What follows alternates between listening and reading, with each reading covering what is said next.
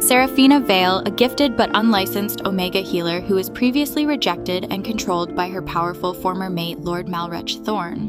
One night, she secretly treats a dying stranger named Kel, unaware he is actually Alpha King Kor Draven, the feared ruler of the Empire who has been suffering for 7 years from a mysterious supernatural affliction slowly draining his life.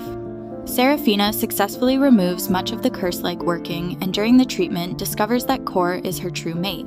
Fearing another life trapped by a powerful man, she leaves before he awakens. Kor wakes healed for the first time in years, feels the mate bond, and immediately searches for her. Despite her resistance, she agrees to continue his treatment, and over several sessions, they develop trust and respect.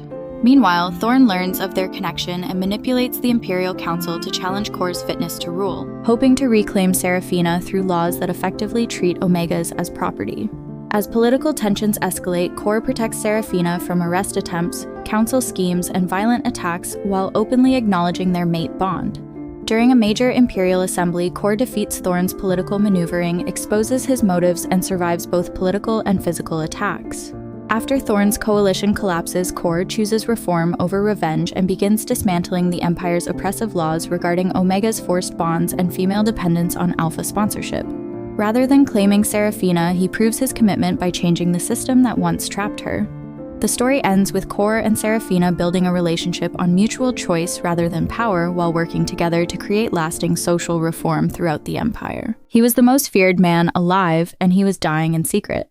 Alpha King Ka Draven had crushed armies, broken bloodlines, and made entire nations kneel. But no enemy blade ever brought him low. It was something older than war, something he couldn't fight with his hands.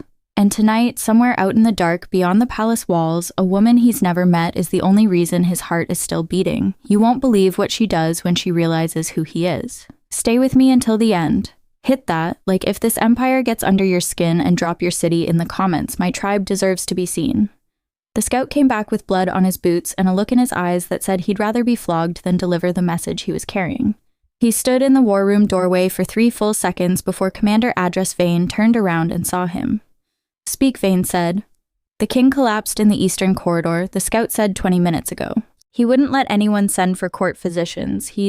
They moved him to the armory antechamber. He ordered the doors sealed." Vane was already moving before the sentence finished. The armory antechamber smelled like iron and old stone and the particular kind of damp that seeped into the lower palace when the rains came heavy off the mountains. 2 king's guards stood outside the door with their faces carved into careful blankness. The kind that soldiers practiced when they needed to look like they weren't witnessing something that could get them killed for knowing about it. Vane didn't slow down. Move. They moved. Inside, Kor Draven was sitting against the far wall on the stone floor like a man who had simply run out of the energy required to find something more dignified. He was still in his campaign leathers, the ones he'd worn through 3 days of border negotiations with the Velmore delegates. His dark hair was stuck to his forehead with sweat. His jaw was clenched the way it always was when he was enduring something he refused to name out loud. He looked up when Vane entered, and his eyes were still sharp.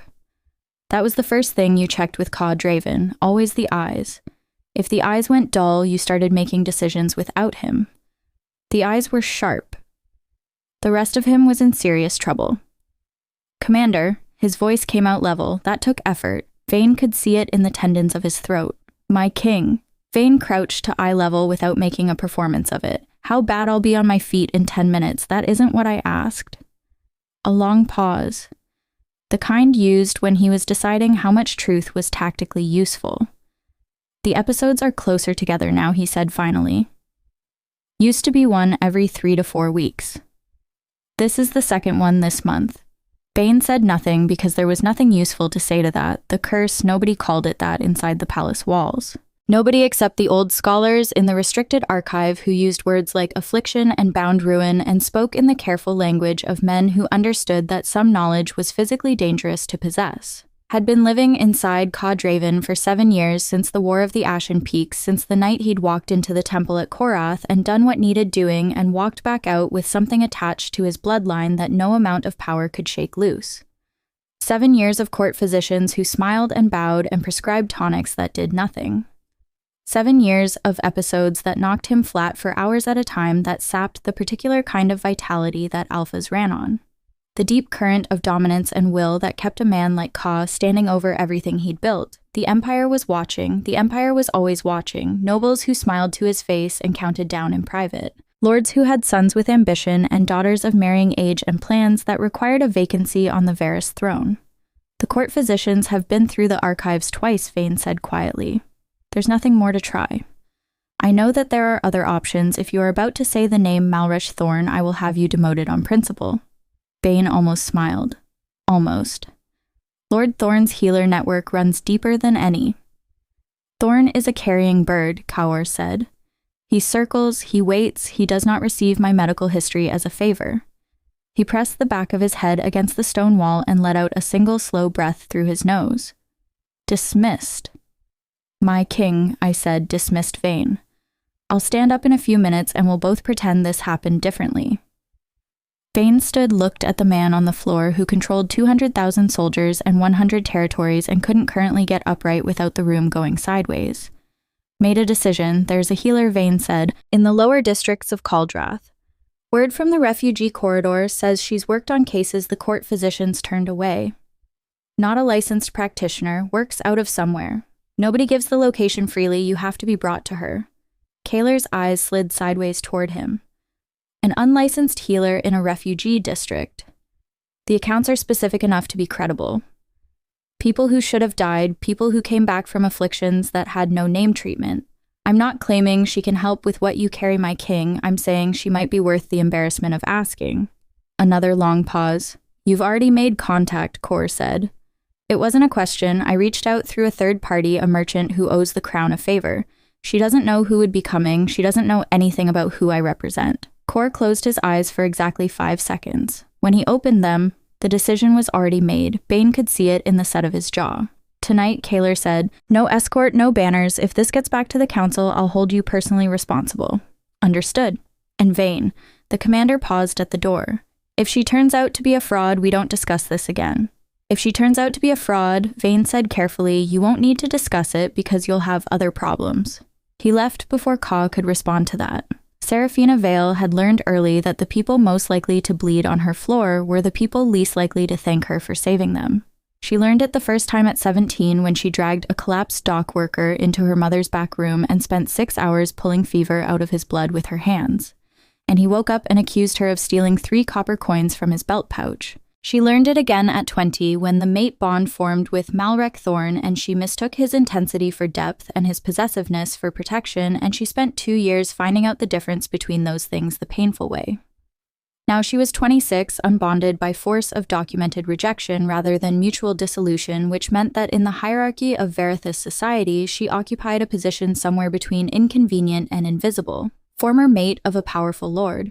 Omega without standing healer without a license because the licensing board in Caldrath required a sponsoring alpha. And the only alpha who'd ever sponsored her had done so in order to control what she knew and who she could speak to. She'd kept the knowledge, she'd given back everything else. Her sanctuary, she didn't call it a clinic because clinics had signs and paper records and tax obligations occupied the lower floor of a converted grain warehouse at the edge of the refugee quarter.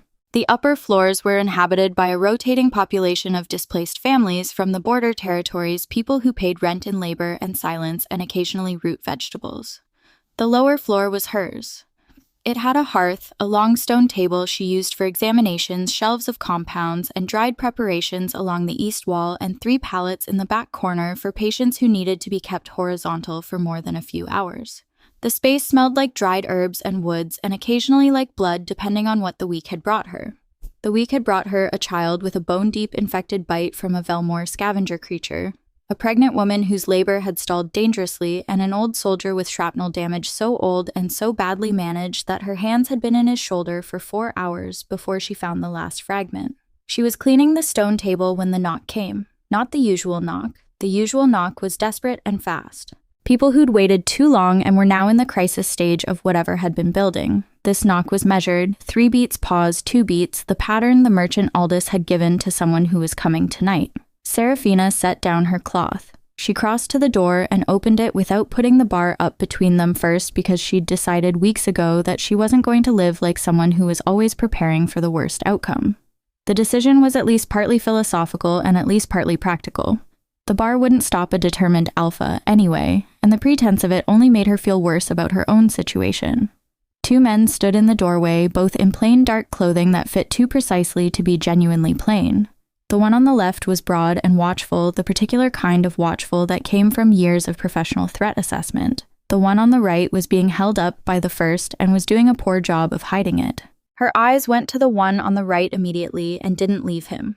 He was tall, dark-haired. His face in the torchlight was all hard angles and old scars and the specific gray complexion of someone whose body was fighting a losing war with something internal. His eyes were open and conscious and tracking her with an alertness that was striking given how badly the rest of him was doing.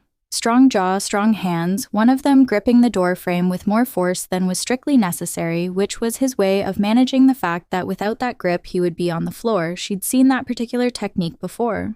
"You're the healer," the watchful one said. "I'm a person who helps people," Serafina said. "What does he have?" "We don't know," the watchful one said. "How long has he been like this?"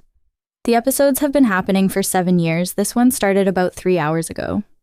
She looked at the man who was gripping her doorframe. He was looking back at her with the specific expression of someone who had exhausted their options and was confronting that fact without any particular grace. "You should have come 3 hours ago," she said. "I didn't want to be here at all," he said. His voice was low and rough and absolutely steady, which was its own kind of remarkable. "Well," she said, stepping back from the door. "Come in, anyway." "What?" His name was Kel. The watchful one said, "Just Kel. Traveling merchant passing through from the Northern Territories." Serafina didn't push on it. She'd learned that names were often the last thing people surrendered, and the name didn't change what she needed to do with her hands. She got him onto the examination table, which he submitted to with exactly the expression of a man who had spent his entire adult life being the person who gave orders rather than received them and was now deeply uncomfortable with the reversal. He sat on the edge of the table and let her move his arm to check his pulse and looked at the wall with his jaw still clenched and said nothing. His pulse was wrong. Not dangerously wrong, not the kind of wrong that meant heart failure or organ collapse, but wrong in a way that she'd only felt once before in a soldier who'd come to her 2 years ago with an old battle wound that had something laced through it. A working and old one, the kind that didn't come from licensed practitioners. She kept her face neutral. "I need to check something," she said. "I need to put both hands flat on your back. It won't hurt. I need you to hold still. What are you checking for?" "The thing that's actually wrong with you," she said. "Your pulse is irregular in a specific way. I want to confirm what I think it means." He looked at her for a long moment. The watchful one standing near the door with his arms crossed also looked at her. "Do it," Kel said. She moved behind him and placed both palms flat against his back below the shoulder blades over the lungs. She closed her eyes and let her focus drop down through her hands the way her mother had taught her. The way that couldn't be explained in the vocabulary of licensed medical practice because it sat in a different category of knowing entirely. What she found made her breath catch. She controlled it immediately, controlled the catch, controlled the small shock of recognition, kept her hands steady and her face blank, and let her focus move through the full shape of what was living inside him. It was deep. It was old. It was the most complex working she had ever touched with her bare hands.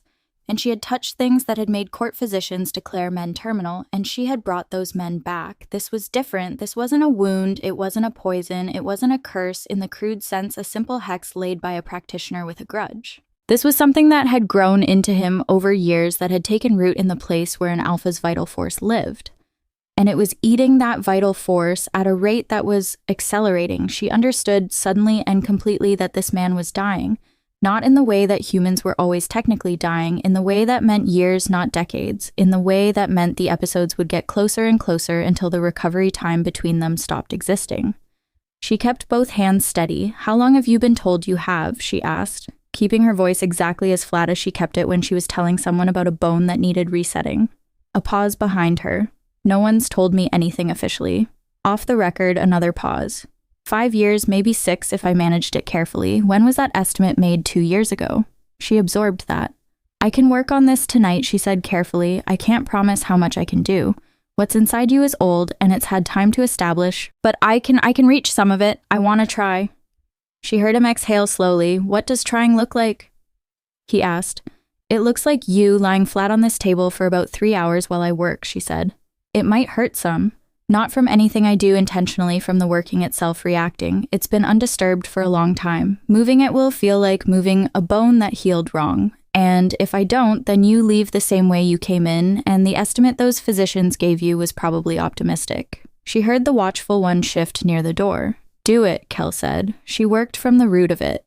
That was the only way with old deep workings. You couldn't chip at the surface, couldn't trim the visible growth, and expect the hidden parts to die. You went to where it had first taken hold, and you addressed it there where the connection between the working and the man's own vital force was thickest and most entangled. It took her the better part of an hour just to map it fully, both hands moving in slow, careful passes across his back and his chest and his temples while he lay face up on the table and stared at the ceiling with that clenched jaw going rigid and slack and rigid again, depending on what she was touching. She talked while she worked. She didn't always do this, but it helped with men who needed to feel like they still had some agency in a situation that had completely removed it from them. Tell me if you feel a sharp point rather than a pressure, she said. Tell me if your vision goes. Don't tell me if it just hurts because it's going to hurt and that's expected. Generous of you, he said dryly. You're handling it better than most, she said. Most people at this stage are either unconscious or making significant noise. I've been at this level for 7 years, he said. You get used to a certain amount. That's not something to be proud of, she said. That's something to be concerned about. The fact that your baseline has moved this far it's not a good sign, I'm aware. She moved her hands to the side of his neck, found the thread of the working. There began the careful work of loosening it from the surrounding tissue without pulling so hard that it snapped back. What did you do to earn this? She asked. She'd learned to ask directly. People who danced around the question in medical contexts didn't usually have useful answers. A long silence. The watchful one near the door very carefully didn't move. 7 years ago, he said at last, I did something necessary in a place that didn't agree with my definition of necessary, and something in that place registered its disagreement in a lasting way. A temple, she asked. She'd felt that quality in the working, the kind of old power that didn't come from a human practitioner older than that, among other things. What you did in there, she said carefully, I'm not asking whether it was right, I'm asking whether you've resolved it. He went still under her hands. What does that mean, he said. Workings of this kind, old power, the kind that comes from deep sources, they respond to context. They're not mechanical, they're reactive. They respond to whether the conditions that created them have changed. She kept her voice clinical because she was talking about something she only half understood herself. If what you did in that place was driven by something you haven't resolved in yourself, anger, grief, something you haven't looked at, then the working has something to feed on. It keeps finding purchase. The silence stretched out long enough that she thought he wasn't going to answer. I've thought about it, he said finally, what I did, the cost of it. Thinking about it isn't the same thing. No, he said quietly, I suppose it isn't. She worked for another 2 hours. The deeper she went, the more she found not just the main root, but the network of secondary threads that had spread from it over the years, thin as wire woven into the places where his body and his will connected. Pulling them carefully one at a time was exhausting in a way that went past the physical. Her hands stopped trembling when she was deep in this kind of work because the trembling would be counterproductive, but the rest of her felt it. He fell unconscious around the 2nd hour. Not from blood loss, not from anything dramatic, he simply went under the way people went under, when they'd been holding themselves upright through sheer force of will for so long that the release of even a little of the pressure sent them under completely. She kept working. The watchful one. She'd stopped thinking of him by the invented name and had been calling him Commander in her head for about 90 minutes because of the way he stood and the way he assessed the room and the way he looked at the man on the table moved closer when Kel lost consciousness. Is he sleeping? She said that's good. It means his body trusts the situation enough to stop fighting. He doesn't sleep, the commander said. Not really, not more than a few hours. He'll sleep tonight, she said. She worked, and the hearth burned low, and outside the refugee quarter settled into its particular late-night quiet, which was not the quiet of peace, but the quiet of people too exhausted to move. And in the 2nd hour past midnight, with her hands flat against the center of his chest and her focus pushed down to the deepest root of the working, something happened that she had not planned for and could not have predicted and had no framework to explain. The bond snapped open. Not gradually, not the slow, warm current she'd heard described by bonded pairs who'd found their mates under normal circumstances. The gradual recognition, the gentle pull. This came in like a door blowing open in a storm, sudden and overwhelming and completely impossible to close again. The full force of the mate bond hitting her nervous system all at once and leaving her standing there with her hands flat on the stranger's chest and her own breath coming apart. She knew him, not his face, not his name, not his history. She didn't know any of those things, but she knew him the way the bond worked at the level beneath names and histories. The recognition that the bonded part of her had been waiting for this specific person's resonance since she'd been old enough to feel it. The shape of him, the particular quality of his vital force even through the damage the working had done to it. Her mate. She stood there for a full 10 seconds and breathed. Then she did something that she would spend the rest of her life examining and re-examining for whether it was cowardice or survival or simply the only honest choice available to her at the time. She made a decision. She kept working. She pulled the last accessible threads of the working free with more care than she'd used on anything in her life because her hands were shaking now and she couldn't afford them to shake. She cleared what she could reach. She left the deepest root, the part that had been there longest, the part she'd have needed another 3 sessions to address fully because she'd run out of time. When she was done, when she'd pulled back and her hands were her own again and the bond was still burning in her chest like a coal she hadn't asked for, she stood at the edge of the table and looked at his face. He was unconscious, breathing slower and more deeply than she suspected he'd breathed in years. The gray had left his complexion. He looked in sleep like someone who had put a very heavy thing down and not yet picked it back up. She looked at the commander, who had been watching her for the last 20 minutes with an expression that had shifted from professional assessment to something that was trying not to be alarm. "He'll wake up in a few hours," she said. "His color will be better. The episodes I can't promise they're gone, but I've cleared the secondary system. The primary route is still there. That will take more work. When can you—" "He needs to drink this when he wakes up." She moved to the shelf, put together the compound without looking, hands moving through motions she'd done 1,000 times. "Not all at once, small amounts. It'll help stabilize what I've done." She handed it to the commander and picked up her cloak from the hook by the back door. "You're leaving," he said. Not a question, flat and careful and very watchful.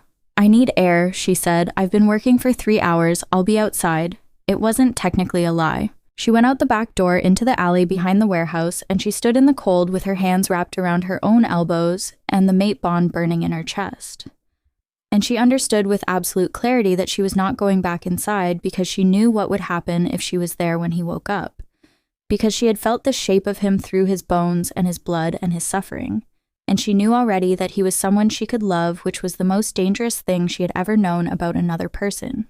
Because the last powerful man she had loved had rebuilt her world into a cage around her one stone at a time until she couldn't see the walls anymore.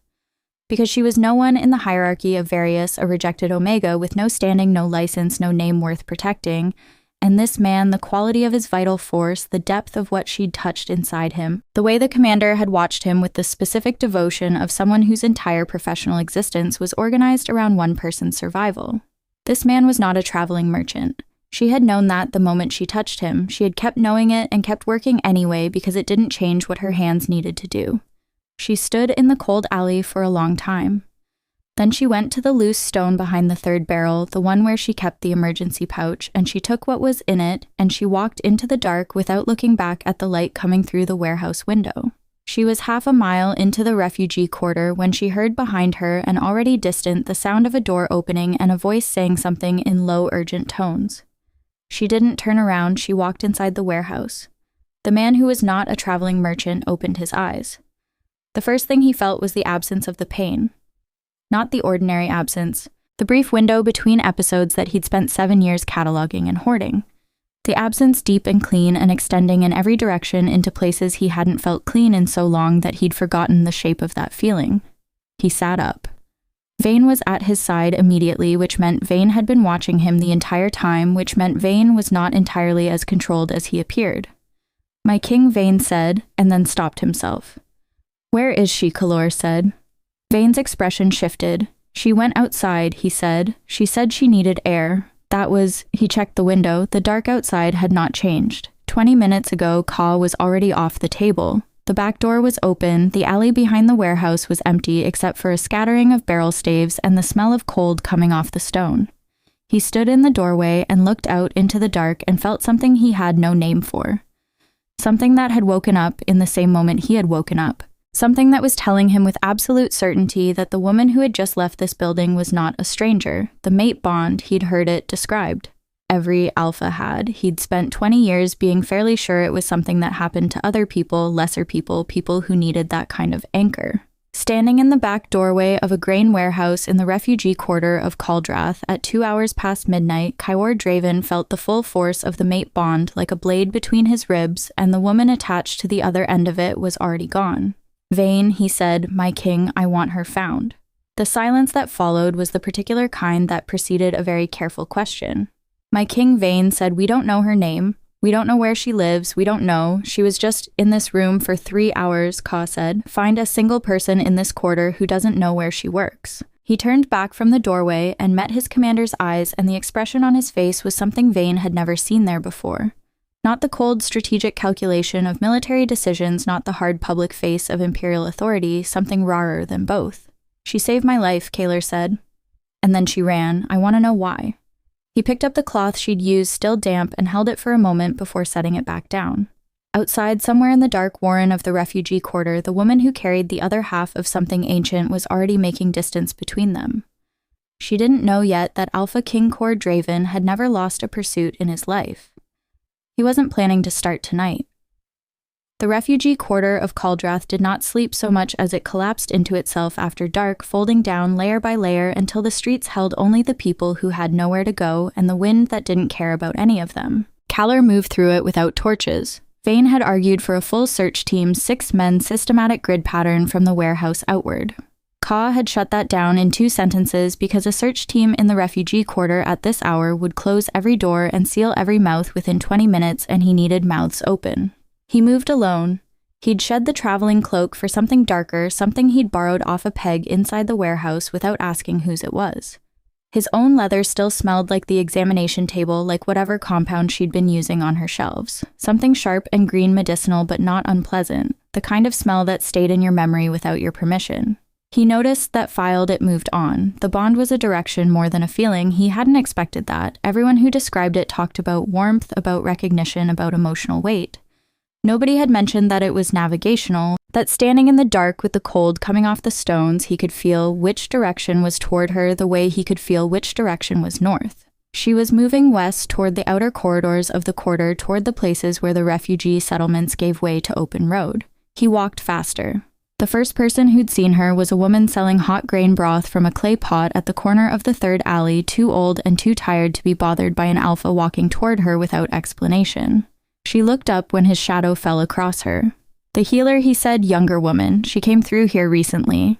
The woman looked at him for a long moment with the particular assessment of someone who had seen a lot of powerful men come through her corner of the world and had learned to read what kind of trouble they represented. "You her patient," the woman said. "Yes, you look better than most of hers do when they leave." She gestured west with her ladle. She came through maybe 20 minutes past, moving fast for someone who'd been working all night. He dropped a coin on her pot's rim that was worth considerably more than the information and kept walking. Was he found the first trace of her life at the end of the 2nd lane, a girl maybe 12 sitting on a step with a bandaged arm, not crying but holding the arm the careful way of someone who'd recently been told how to hold it. She looked up when Kyor stopped. "The woman who wrapped your arm," he said, making his voice flat and non-threatening. "She came through here." The girl's eyes went cautious. "She told me to keep it dry." "I know. Which way did she go?"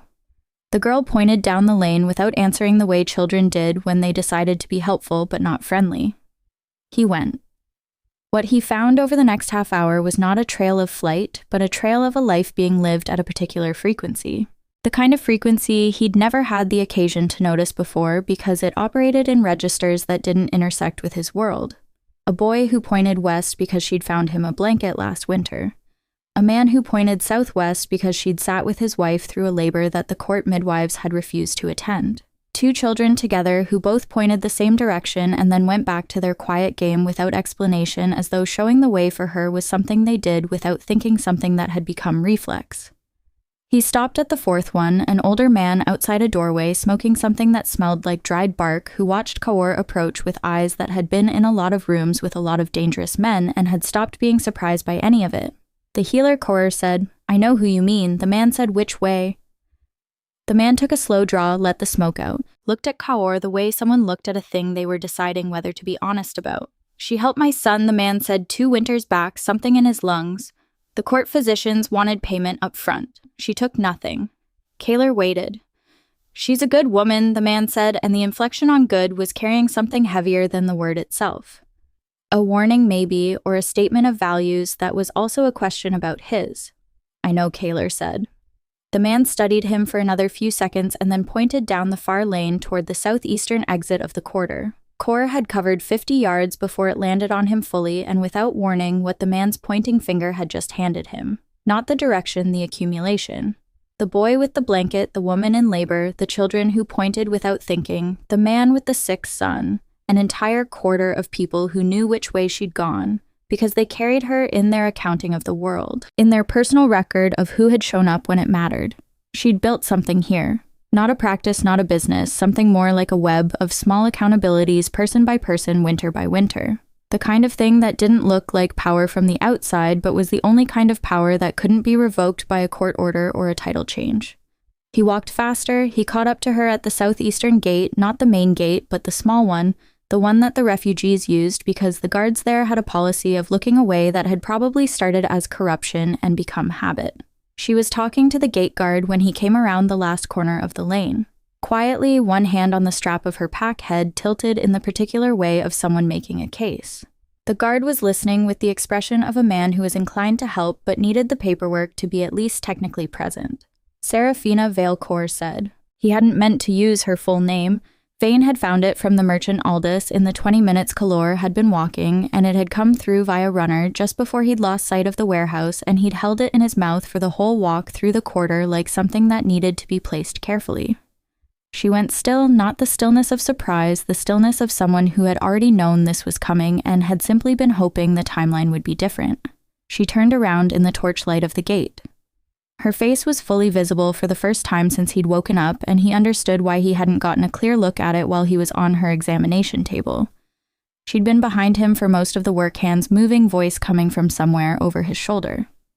Now she was facing him, and the gate torch was catching the specific tiredness of someone who'd spent 3 hours pulling old damage out of a stranger's bloodline, and also the specific alertness of someone who had been carrying the mate bond for the last hour and was handling it the way she handled everything, which was apparently by dealing with it and not stopping moving.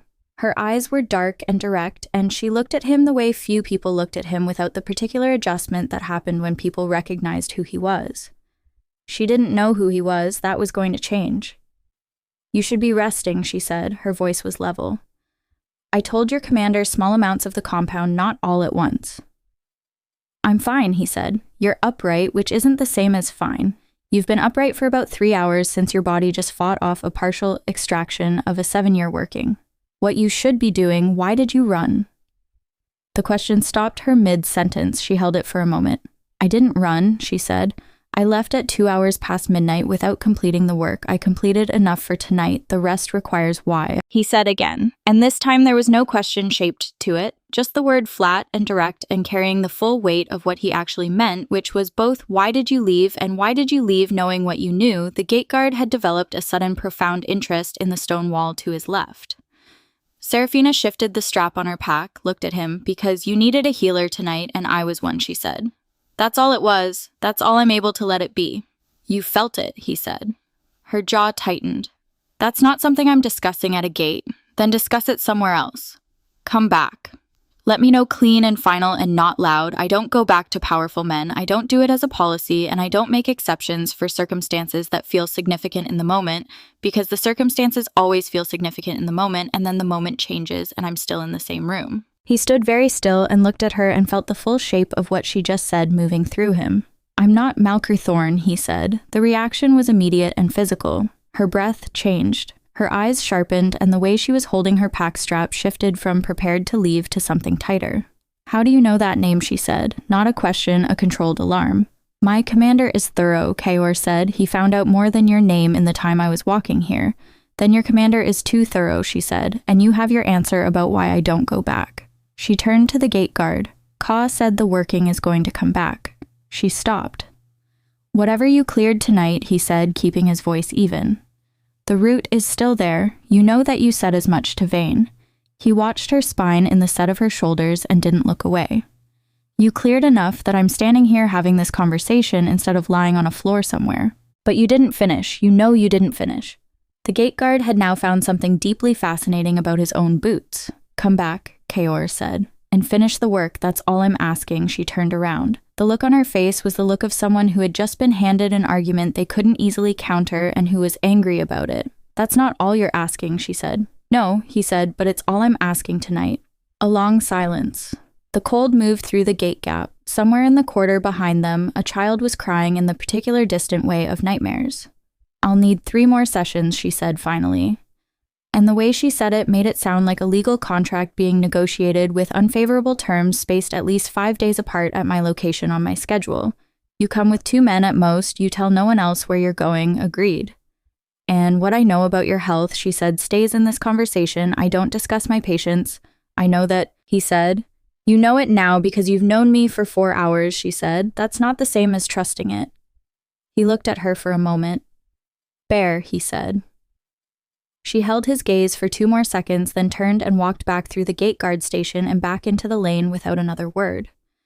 He watched her go the particular way she moved the set of her shoulders that said she was always half ready to carry more than she was carrying. The gate guard cleared his throat. Kaor turned and walked back toward the warehouse. The bond was a direction, and the direction was still west, and he let himself feel it for the length of the walk back without doing anything about it. He'd been a man who moved toward what he wanted his entire life and had never once considered that the movement itself might need to look different depending on the territory. He was considering it now. Sun Vane was waiting inside the warehouse with the particular expression of a man who had been waiting in a grain warehouse at 2 hours past midnight and was committed to not complaining about it. She's coming back, Kaor said 3 more sessions. Good. Vane said the First Lord Thorn moves on her. Kaor said, pulling the borrowed cloak off and dropping it over the table. I want to know about it before it happens. Vane's eyes sharpened. You think he's watching her? I think Lord Thorn watches everything that was ever his, Kaor said. And I think the moment he learns she put her hands on the Alpha King's bloodline, he'll reframe her as a political asset he neglected to properly secure. He picked up the compound she'd left and turned it in his hands. The smell of it reached him again, that sharp green medicinal thing that had apparently decided to live in his senses permanently. Have a man in the quarter quiet, not interfering, just watching the approaches. And if Thorn moves, Kaor set the compound down. Then we'll have a conversation about Lord Thorn's ambitions that we should probably have had some time ago regardless. He moved to the door and paused with his hand on the frame, looking out at the dark of the quarter. Somewhere west, she was walking back to whatever space she'd made for herself in the middle of all this wreckage. The children and the old men and the small web of accountabilities she'd built person by person in the cold. He'd spent 20 years building an empire. He'd built it the way empires got built, which was by being harder and more ruthless than everything that came against it, by making the cost of resistance clear and immediate and personal. He understood for the first time, standing at the door of a grain warehouse with the mate bond sitting in his chest like a coal he hadn't asked for, that there were kinds of building he hadn't tried yet. He filed that thought, walked back to the palace through the dark. 3 days later, Lord Malrush Thorn received a piece of information that cost him a considerable sum and came from a source inside the Cauldra Merchant Guild, and he sat with it for the better part of an evening in his private study before he understood its full shape. The Alpha King had been seen in the refugee quarter, not in his capacity as king alone or nearly. One companion, dark clothes, no banners. Thorn sat back in his chair and thought about his former mate and the very particular skill set she possessed, and the fact that the Alpha King had been by reliable court account suffering episodes of increasing severity that court physicians had been unable to address. He thought about the mate bond and the way it worked and the window of vulnerability it represented. He picked up his pen. The letter he began to write was addressed to 3 lords of the Imperial Council men who had their own reasons for watching the Alpha King's health with something more active than concern. The letter did not commit him to anything specific, it simply raised questions about the nature of the king's condition, about who might have been treating it outside official channels, about whether an unlicensed healer in the refugee quarter who happened to be the former mate of a well-placed lord might constitute a security concern worth examining. He wrote carefully, he was always careful. When he sealed it, he held the seal in the wax for a moment longer than necessary, pressing down until the impression was clean and deep and permanent. Somewhere in the city, Seraphina Vale was walking through her morning without knowing that her name was being written in a letter that would reach the Imperial Council in 3 days and change the shape of everything that came after. She had saved the life of the most powerful man in Verthus. She had run from the consequence of that. The consequence was now running toward her. The second session happened 5 days after the first, and the third 8 days after that.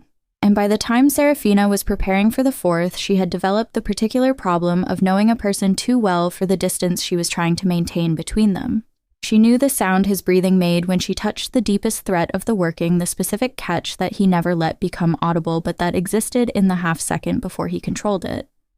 She knew he arrived exactly on time, never early, which was its own kind of message about the effort he spent on appearing like a man who had nowhere more important to be.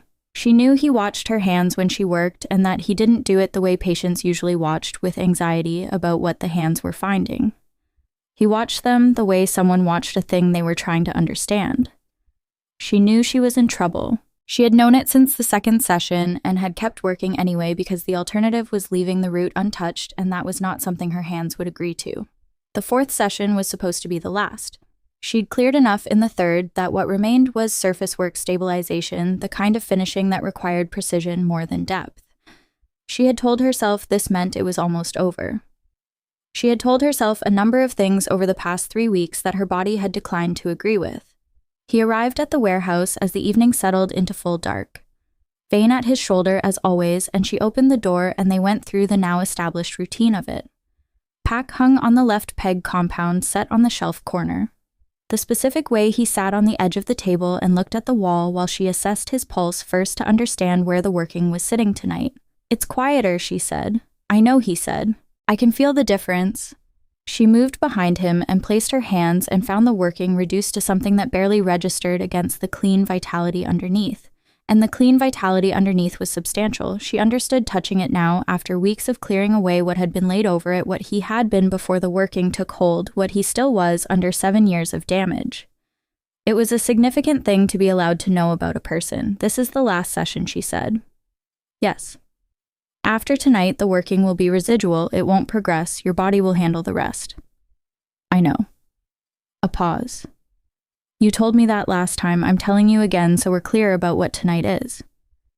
He was quiet for a moment, and then he said without changing his tone at all, "I found out 3 days ago who helped the merchant Aldous make the initial contact, who the third party was."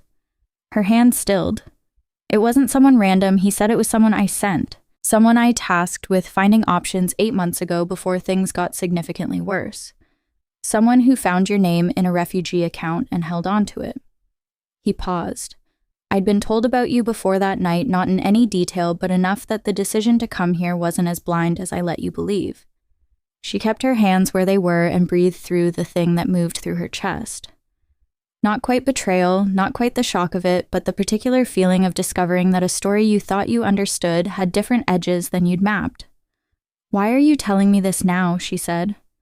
"Because you're almost done," he said. "And I don't want you to find out after." She let the silence sit. "You could have told me the first night," she said. "You would have left." "Yes," she said, "I would have." "I know."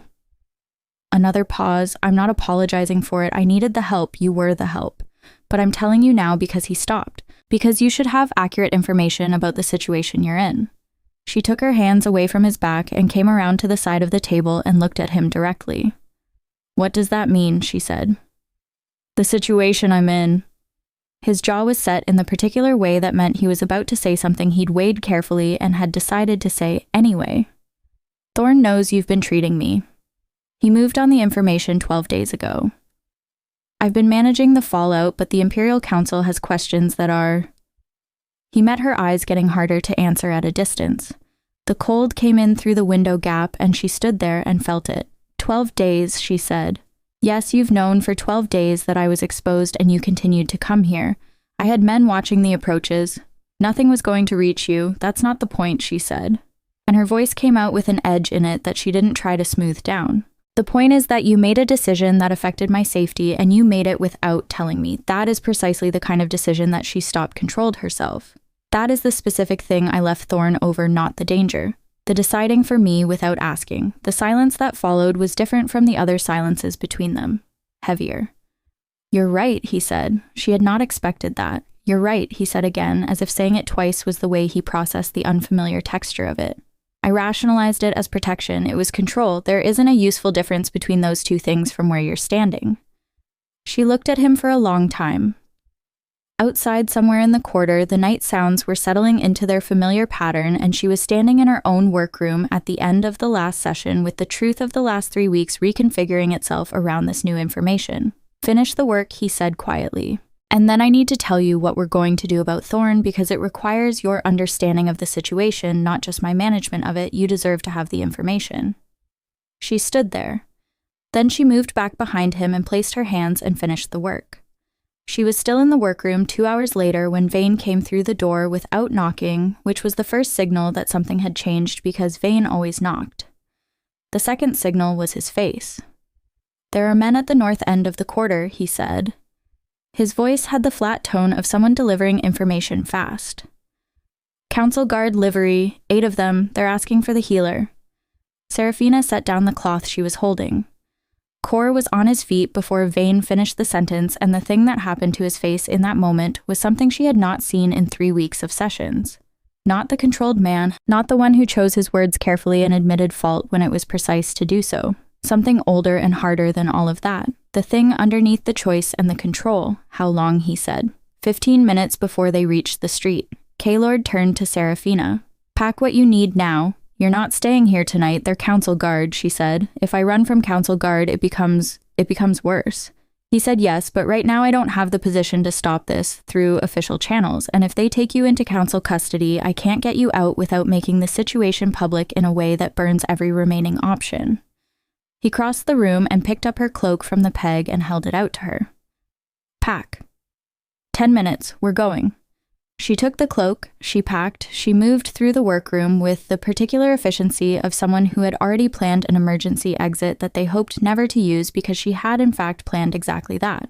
Had planned it when she first settled into this warehouse and had updated it every few months the way she updated her compound stores and her patient list. She took the compound, she couldn't replace the documents, she couldn't reconstruct the small locked box from behind the third barrel that held what remained of her practical resources. She took the record she kept of patients, not the names she kept in her head, but the treatment notes, the compounds that had worked and the ones that hadn't. The accumulated learning of 6 years of unlicensed practice in the margins of an empire that had never made space for her. She had 10 minutes and she used 9 of them. They moved through the back of the quarter on a route that Kior clearly hadn't planned but was navigating with the particular confidence of someone who processed spatial information fast and made decisions in it without second gooing. Vane was 30 feet behind them, watching the rear approaches. "Where are we going?" She said. "The Eastern Garrison," he said. "There's a holding house attached to it, safe, defensible, and under my direct authority rather than the Council's." "If I go under your direct authority," she said, keeping pace with him, "then everything Thorn wrote in that letter becomes true. I'm a woman under the Alpha King's protection. The implication, I know what the implication is. Then you understand that it doesn't help me."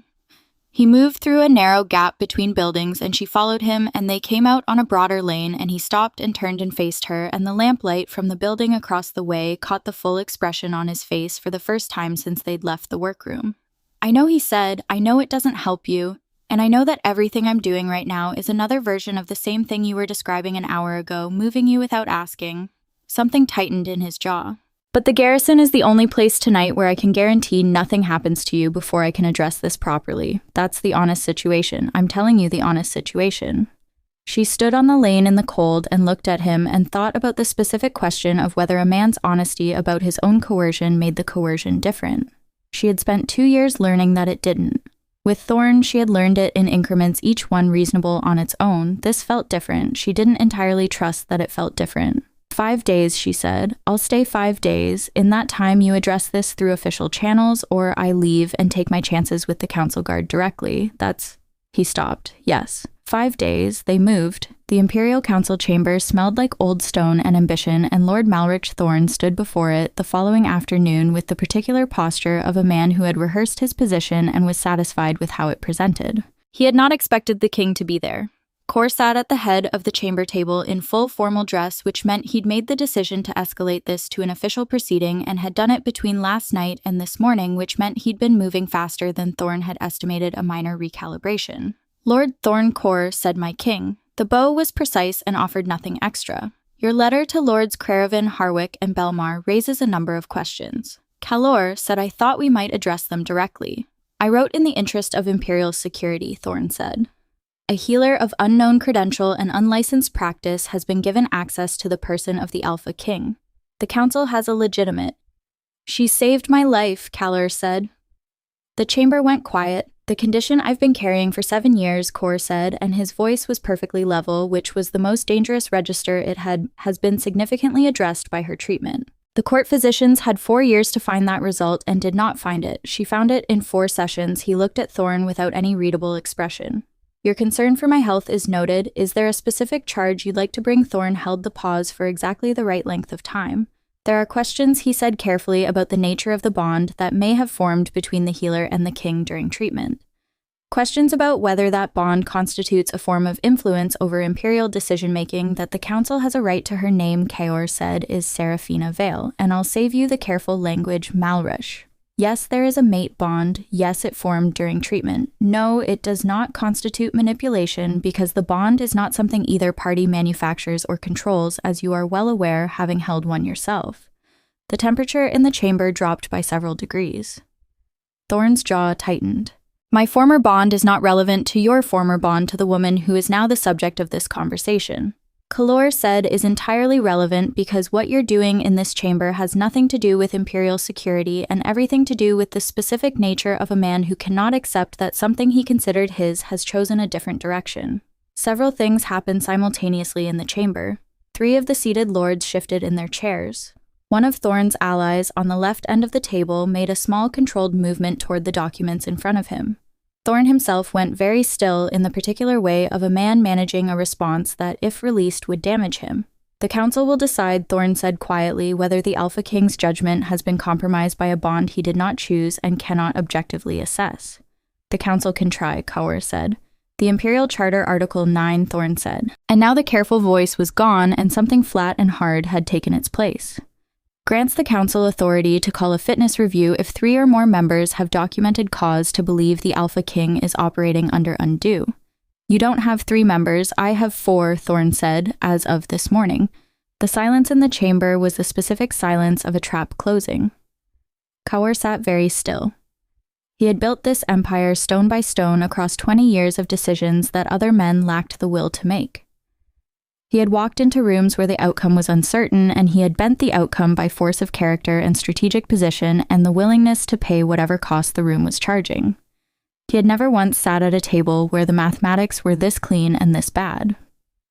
4 lords was a majority. A fitness review meant a formal suspension of executive authority pending council investigation.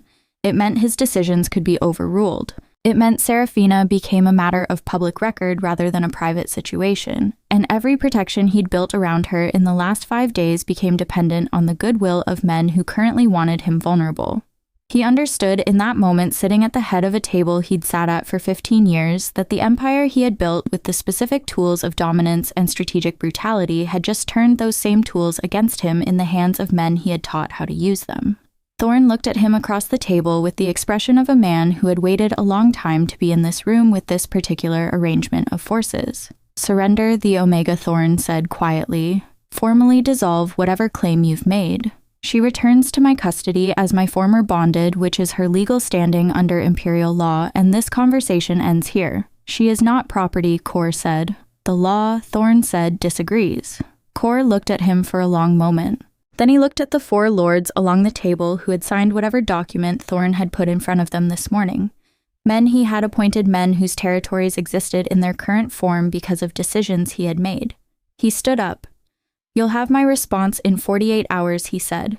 He walked out of the chamber and the door closed behind him, and he stood in the corridor outside it with Vane at his shoulder and 48 hours between him and a choice that the architecture of his entire reign had made impossible. He could surrender Seraphina, the law supported it, the council would stand down, Thorn would take her back into the specific kind of custody that the law called protection and she knew was a cage, and the empire would continue under his rule for however many years remained in it, and he would spend every one of them knowing exactly what he'd chosen and exactly what it had cost. Or he could fight. But fighting meant burning resources he didn't have on ground Thorn had chosen, with the mate bond being used as the primary evidence of his own incapacity. It meant the woman he was fighting for becoming the public face of a civil crisis she had never asked to be part of. It meant everything he'd spent 20 years building becoming the mechanism by which she was destroyed. He stood in the corridor and breathed. He had 48 hours to find a third option that the room he'd just left had been specifically designed to make impossible. And somewhere in the eastern garrison, Seraphina Vale was waiting on the 5 days he'd promised her, not knowing that the ground under both of them had just shifted in a way that made the original terms of that promise meaningless. He started walking. He needed her to know. Not because telling her would help the situation, not because she could change the mathematics, because she deserved to have the accurate information about the situation she was in.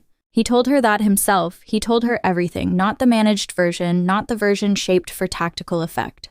All of it. Standing in the bare room of the eastern garrison, holding house with the lamp burning low between them and 47 hours left on the clock Thorn had started. She listened without moving. When he finished, she was quiet for a long time. The specific quiet of someone processing information that changes the geometry of everything they thought they understood about the ground they were standing on. "Surrender me," she said finally. No Kaor. The name came out flat and direct, and it was the first time she had used it. He felt it land somewhere specific. "Listen to what I'm saying. If the choice is between your empire and whatever this is between us, the empire doesn't end when you surrender me. I end. Those are different scales. I know what the scales are.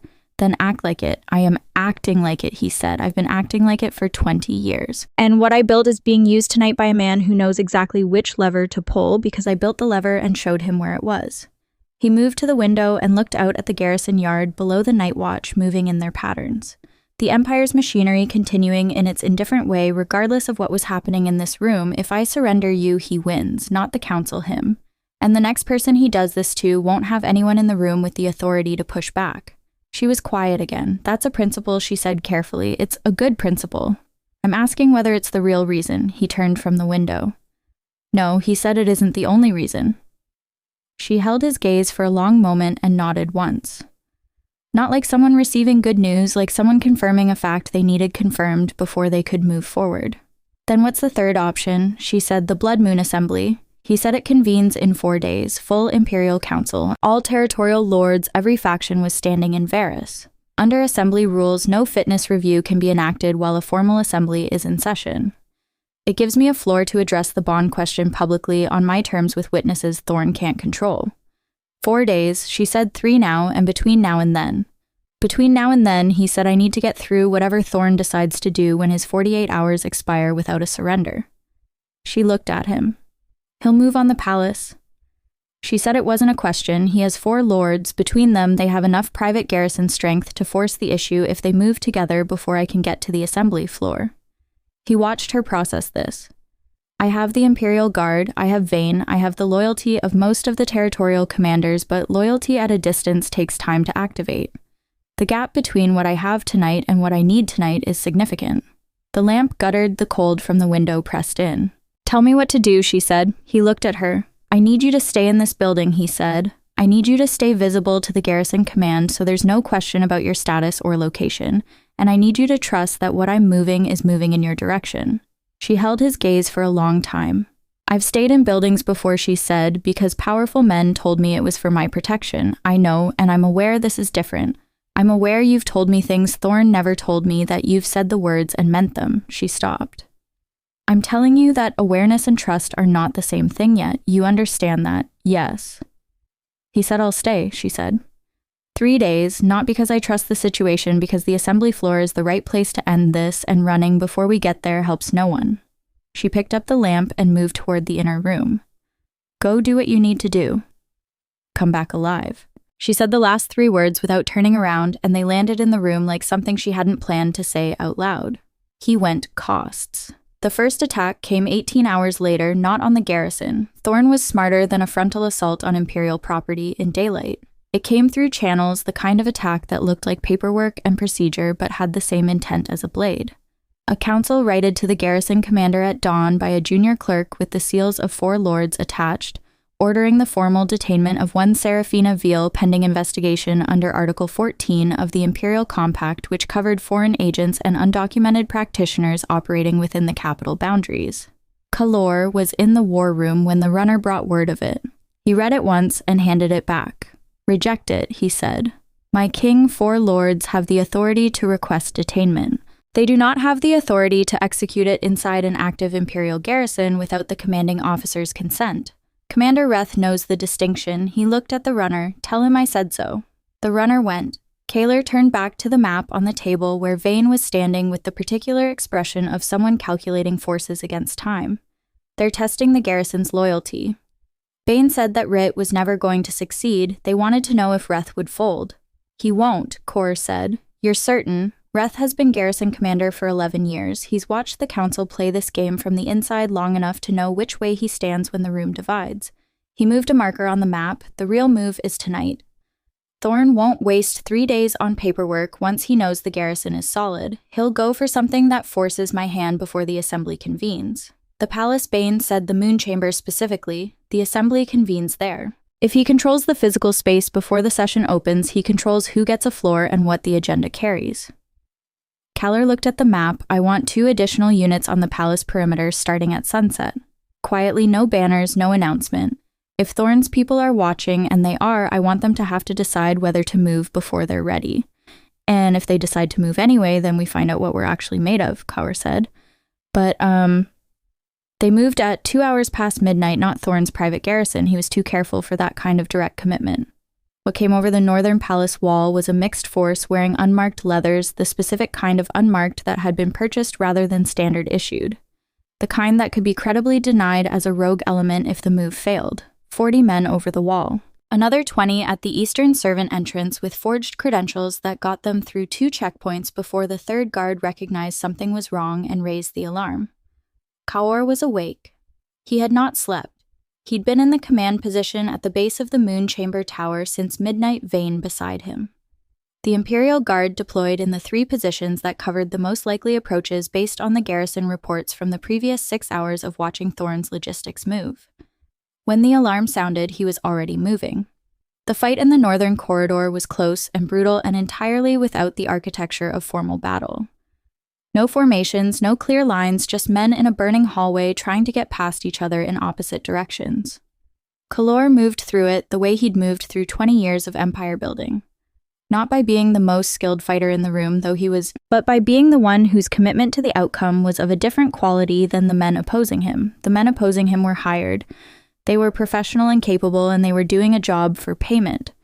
He was fighting for something that didn't have a price, and the difference between those 2 things was legible in the way he moved in the decisions he made in the half-second windows that combat provided. He took a cut across the left forearm in the 2nd minute. Didn't stop, took an elbow to the jaw in the 5th minute that rattled his vision sideways for a single beat before he locked it back down and kept going. The pain was information, and he processed it and he moved. The northern corridor cleared in 8 minutes. The eastern approach was worse.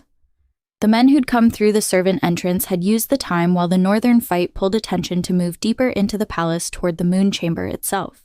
And Payne's unit had met them halfway down the Great Hall in a collision that was still unresolved when Ka arrived with the northern corridor clear. He came in from behind Vane's position and hit the flank of the forward group, and the math changed. The moon chamber was secured 11 minutes later.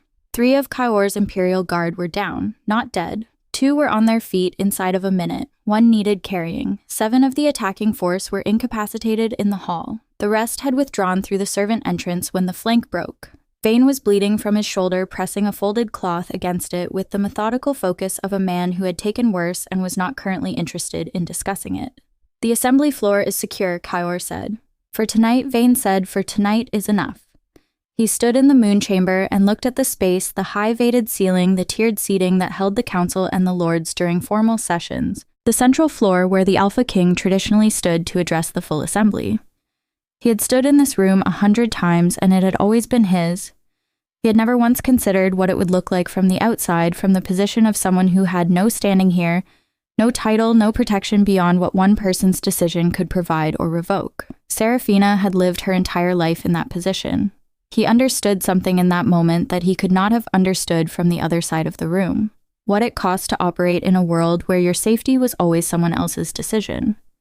What it required of a person to keep functioning, keep building, keep offering their hands to strangers who needed them inside a system that had never once offered them the same. She hadn't survived Thorn by becoming harder. She'd survived by becoming more precise about where she put her trust and more rigorous about the distinction between what people said and what they actually did when it cost them something to do it. He looked at the blood on his forearm and decided something without naming it out loud. Dawn came gray and cold over the capital. The Blood Moon Assembly convened at the second hour after sunrise, and every seat in the moon chamber was filled, which meant word had moved through the night the way word moved in capital cities. By the specific network of people who understood that when the Alpha King's guard fought an unmarked force in the palace halls before a formal assembly, the assembly itself was going to be worth attending. Kor stood on the central floor in full formal dress, the cut on his forearm wrapped and invisible under his sleeve, his face carrying the specific expression of a man who had decided how this day was going to go and was not interested in alternative proposals. Thorn sat in the third tier. His 4 lords were arrayed around him. His face was composed and watchful and giving nothing. The assembly opened with the standard proceedings, and Kor let them run for exactly the time required by protocol, and then he stepped forward. "I'm going to address the question that's actually in this room," he said, instead of the one on the agenda. The chamber went quiet. Lord Thorn has brought before this council the question of whether an Alpha King who has formed a mate bond is capable of objective imperial governance. He looked across the assembled lords. "I'm going to answer that question directly, and then I'm going to ask this assembly a different question in return." He had the floor. He had always been able to hold a room. It was one of the things that had built the empire. The ability to stand in a space full of men who wanted something different and make them listen anyway. "The bond exists," he said. "I won't deny it, and I won't apologize for it. What I will tell you is that the woman who carries the other end of it saved my life when this empire was 6 months away from the question of succession. She did it as an unlicensed healer in a refugee quarter, taking nothing, asking nothing without knowing who I was. And when she found out the situation she was in, she stayed anyway. Not because she was ordered to, not because the law required it, but because she made a choice." He looked at Thorn. "Lord Thorn's argument is that this bond compromises my judgment. I'm putting before this assembly a counter-argument that a man whose judgment has been sharpened by proximity to genuine courage, the kind that doesn't require a title or a garrison or a seat in this chamber, is more capable of imperial governance, not less." Thorn stood. The charter he began. "I'm not finished," Kor said. The room held. Article 9 gives the council authority to review an Alpha King's fitness. Kaler said it does not give Lord Thorn the authority to send unmarked forces into this palace during the night before a formal assembly. It does not give him the authority to file detainment writs targeting a woman under imperial garrison protection. And it does not give him the authority to reframe his personal grievance as imperial policy. Thorn's jaw was tight. "You want a review," Kaler said. "Fine. Call the vote right now in this room with every lord who has a stake in how this empire runs. Let's find out where the room actually stands." A long silence moved through the chamber.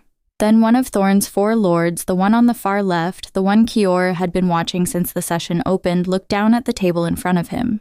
It was a small movement, the kind that meant he was deciding something. Thorn saw it too, and in the specific second that followed, in the gap between Thorn seeing his coalition fracture and calculating how to respond, Kor watched the man's composure do something he had never seen it do in 15 years of sharing a council chamber. It cracked, not wide open, a hairline fracture, the kind that was invisible to anyone who hadn't been watching the exact right place at the exact right moment.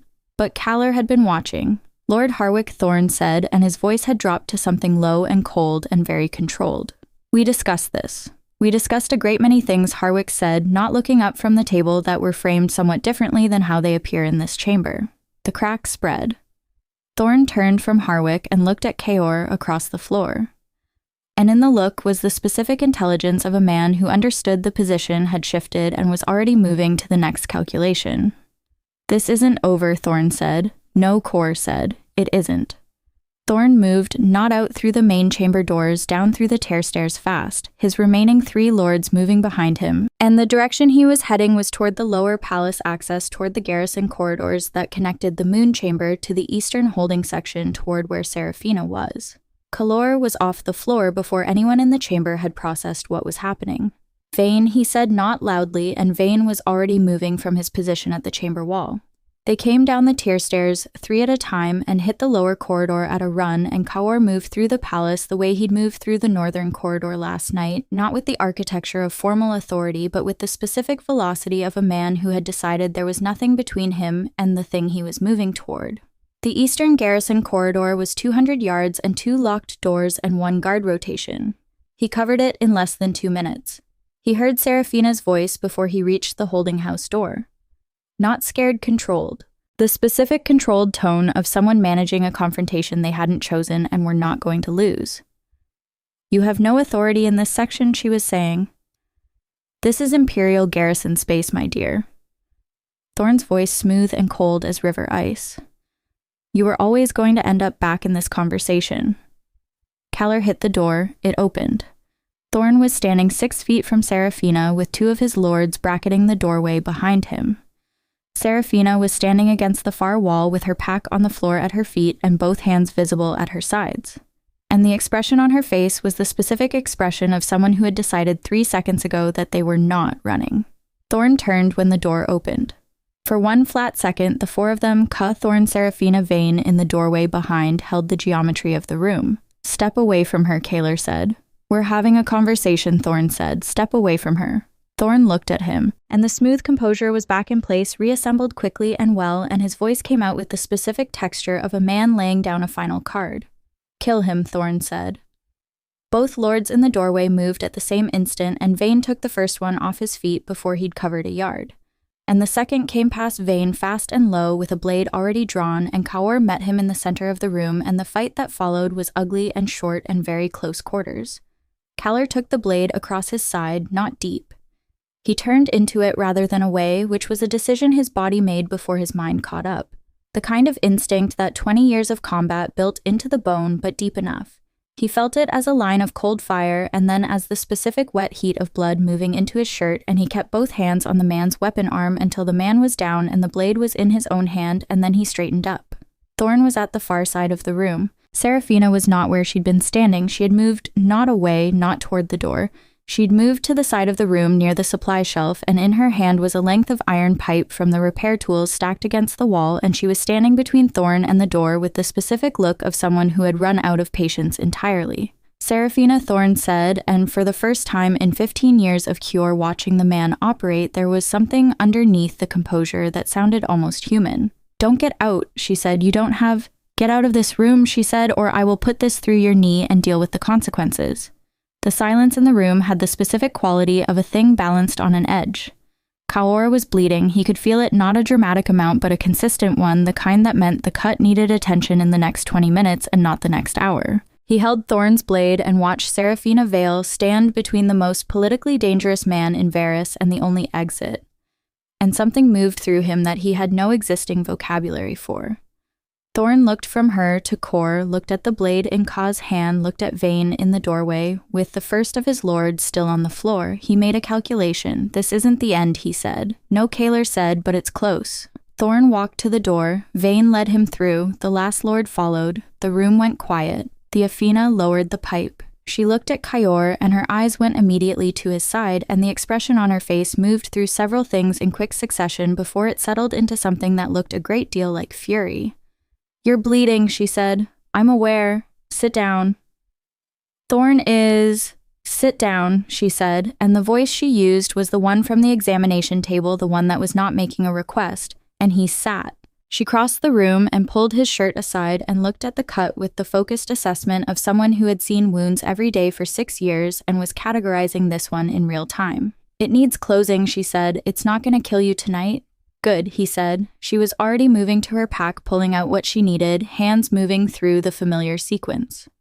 He watched her work and breathed through the specific pain of a cut that hadn't been treated yet and understood that he was sitting in a garrison, holding house, bleeding onto the floor, while the assembly above them resolved itself into whatever it was going to resolve into, and he was not in any hurry to go back up there. You held your ground, he said. I've been holding my ground since I was 20 years old, she said. I'm tired of it being remarkable.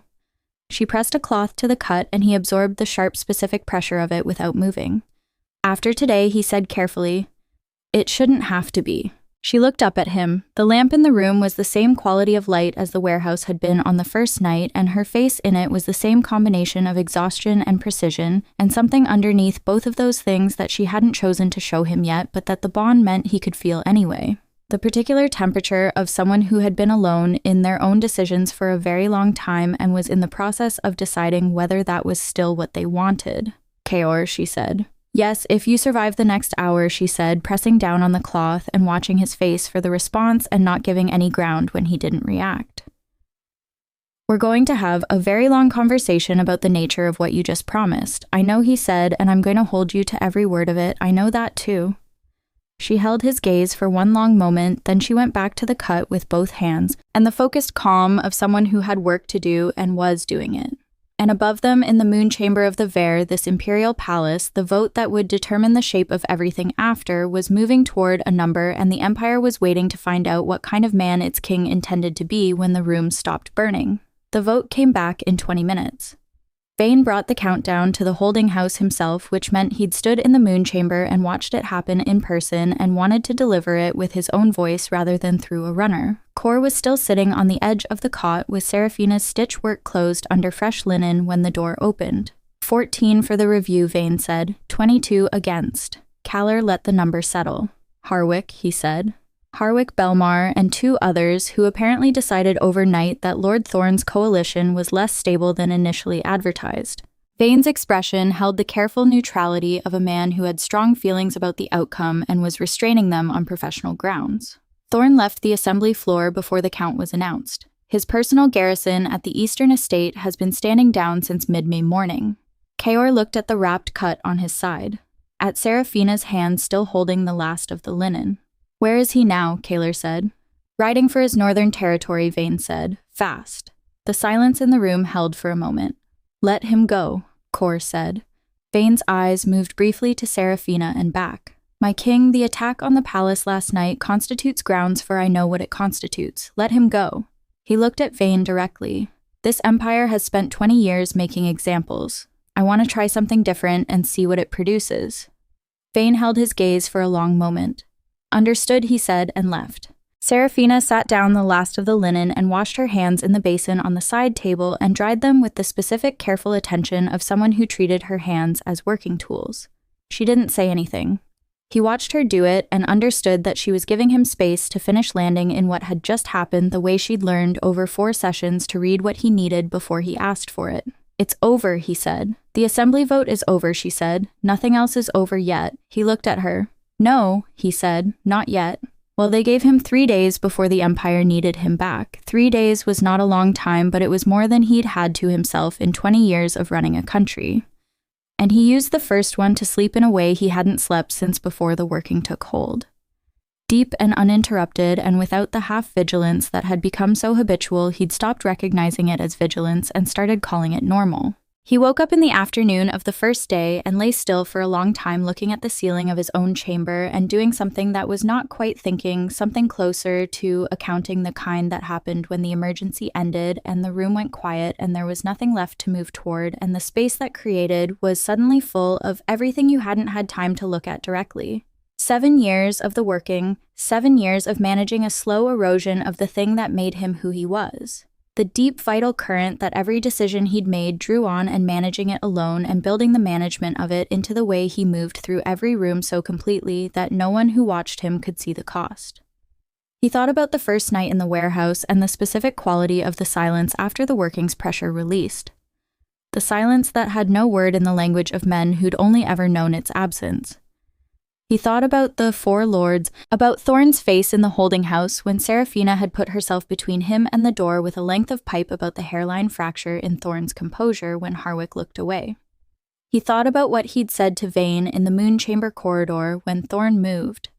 Not the strategic calculation, not the imperial authority, the thing underneath all of it that had moved his feet before his mind caught up.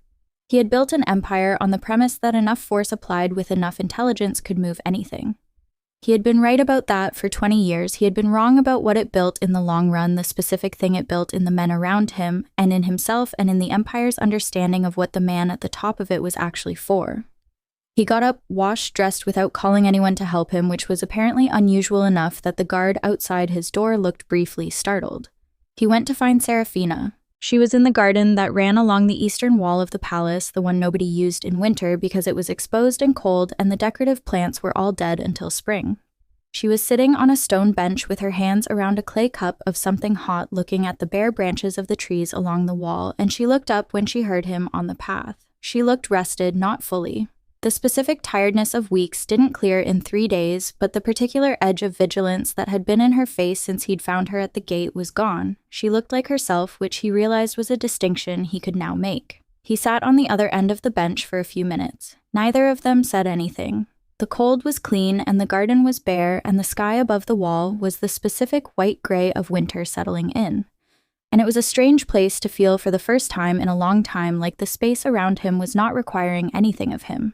"I need to ask you something," he said. "Ask." "The first night after the working, you felt the bond and you ran." He kept his eyes on the bare trees. "Not because you were afraid of me, specifically because of what having that bond meant inside a system that didn't give you any standing to use it." She was quiet. "Yes," she said. "And every powerful man in your life until that point had used whatever you gave them as a mechanism for keeping you in a particular place." "Yes." "So running was the rational choice," he said, "not the emotional one." "The rational one." She looked at him.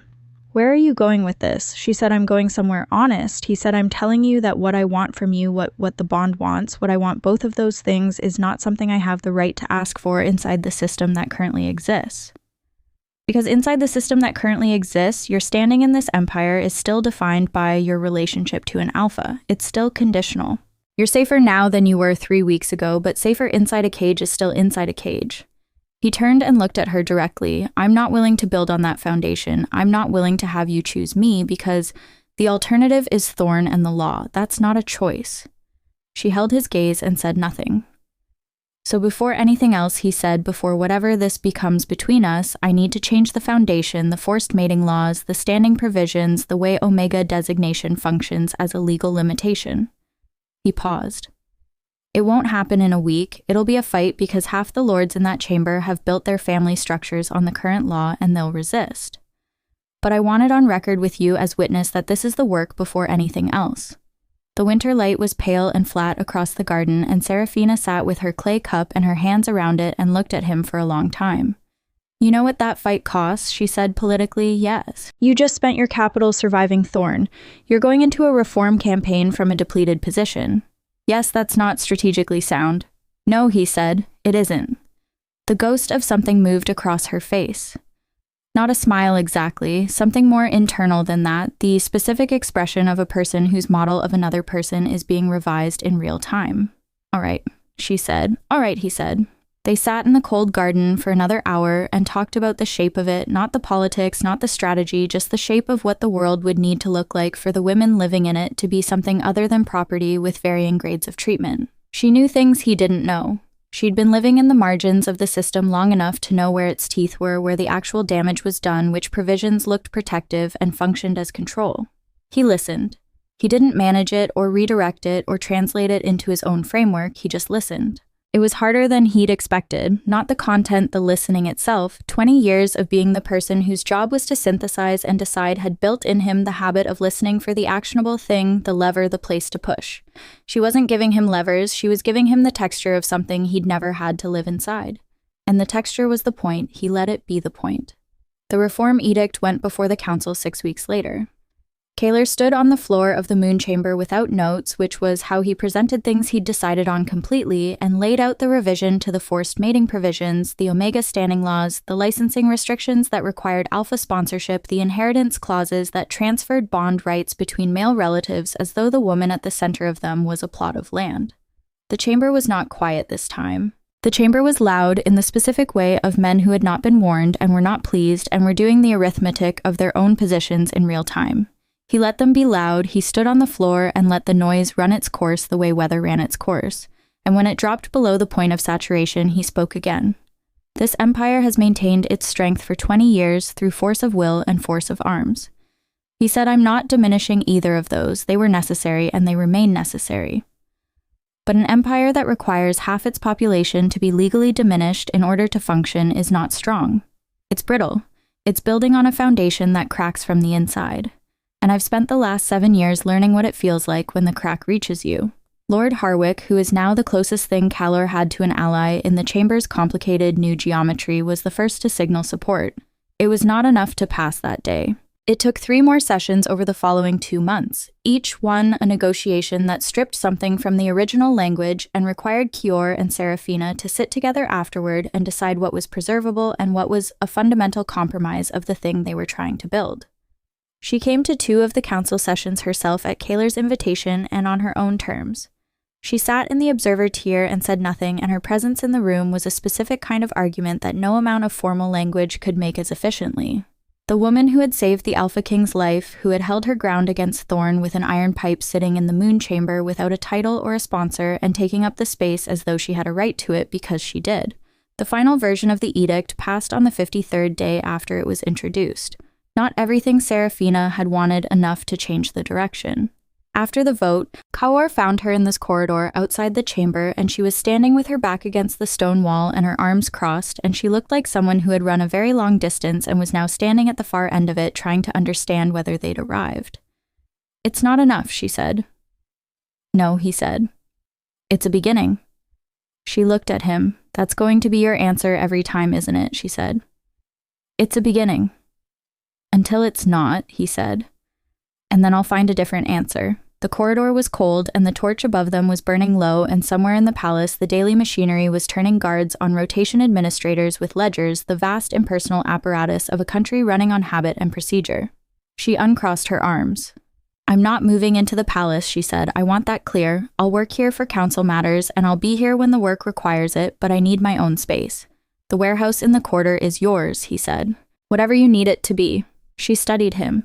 "You're very agreeable today," she said. "I'm agreeable on the things that don't require me to be anything else," he said. "On the things that do, I'll be less agreeable, and we can argue about them specifically."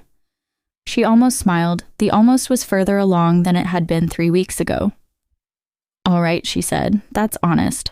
They walked out of the palace together through the eastern corridor and into the winter afternoon where the capital was doing what capitals did, moving and noisy and indifferent to the individual histories of the people moving through it.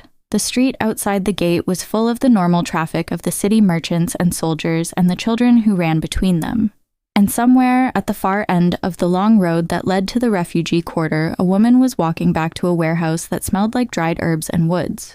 Cor walked beside her for 2 blocks before she stopped. "I can manage from here," she said. "I know," he said. She looked at him, and the bond was steady and quiet between them the way it had been since the night in the garrison holding house. Not the storm of the first night, not the desperate pull of the weeks that followed, but something that had found its natural register like a current that had been running underground for a long time and had finally found open ground. "Come for dinner Thursday," she said. "No guards, no vein. Come alone and eat something that isn't palace food, and I'll tell you what the quarter actually needs that the edict didn't cover." "Thursday," he said. She turned and walked. He watched her go the way he'd watched her at the warehouse gate months ago. The set of her shoulders, the pace of someone who moved through the world with her own weather. The difference was that this time she knew he was watching and she didn't speed up. The first snows came in the week after early for the season, blanketing the capital in white that muffled the usual noise and made the city feel briefly like something other than what it was. Keller stood at the window of his private study on the morning of the first real snowfall and looked out at the palace grounds and did the accounting again the way he'd been doing it since the day after the assembly vote.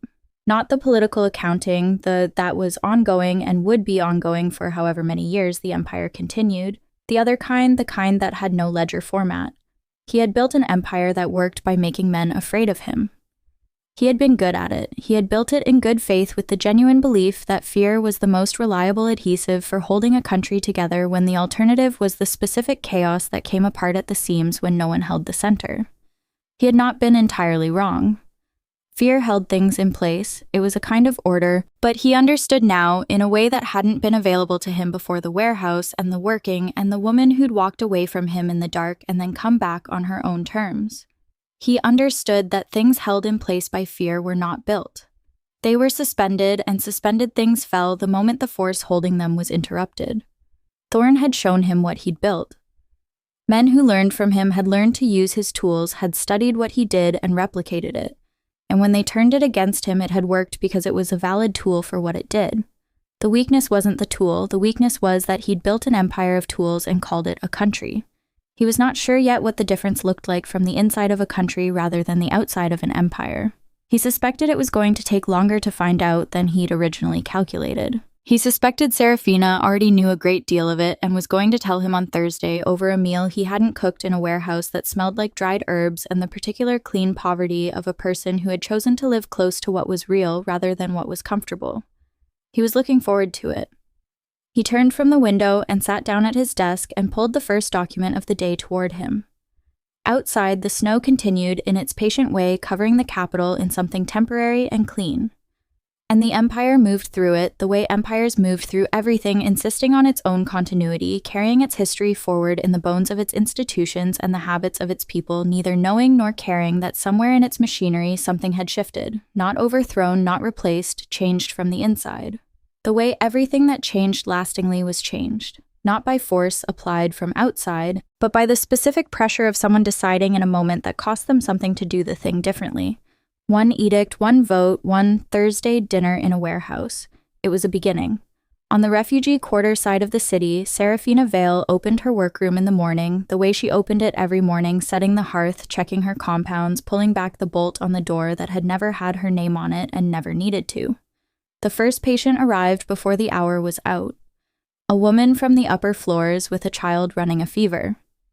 And Serafina brought them in and set the child on the examination table and put her hands on the small hot forehead and let her focus drop down through her palms the way her mother had taught her. The work was the same as it had always been. The hands were the same hands. The world those hands were working in was different, not fully, not yet, but different in the specific way that beginnings were different from what came before them. Not transformed, not resolved into something clean, just pointed in a direction that hadn't existed the day before. She worked through the morning and into the afternoon, and the snow came in under the door gap, and she didn't notice, and outside the city moved on in its ordinary way, carrying its history and its damage and its potential for something better in the bodies of the people walking through it. An empire does not change because a king decides it should. It changes because the people inside it start to believe one at a time and in their own time that the change is real. That belief was new, it was fragile, it would require more work than any edict could accomplish, more patience than power usually permitted, more willingness to be wrong and begin again than men who had never lost anything were practiced at. But the woman in the warehouse knew how to work with what was fragile. And the man in the palace was learning. That was enough. For the first time in a long time, it was enough.